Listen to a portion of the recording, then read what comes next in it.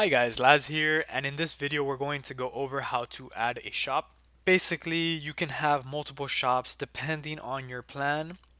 If you have a shop for the US and another for the UK, meaning you have two Shopify stores, then maybe you have one for each currency, then you can add multiple shops here. We just have one, so we're just going to be using this one shop. And basically, Shopify is a very easy integration. All you have to do is add the Shopify URL and go through the update schedule. So I'm going to show you guys here. Well, I basically already set this up, but I can give you guys an example. If we go back home here and we click on edit shop, you can also add shop here. I guess I can click on this and show you guys. Well, yeah, my plan is only has one shop, but if you click edit shop, it's the same exact settings. So it's gonna ask you for a shop name. You can call this whatever you want.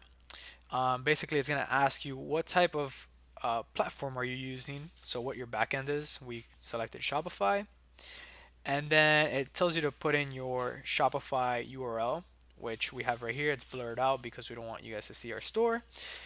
And basically your update schedule, meaning how often will this shop be updated in terms of products and all that good stuff. So yeah, basically once you guys put in all this information, you put in your Shopify URL and you set up your update schedule, you should be good to go, and you guys should see something like this here under shops with an ID and the shop name. So yeah, once that's good to go, we're gonna go ahead and talk about some options, guys. So that's gonna be for the next video. This basically is just how to add your shop, and this is a quick one, guys.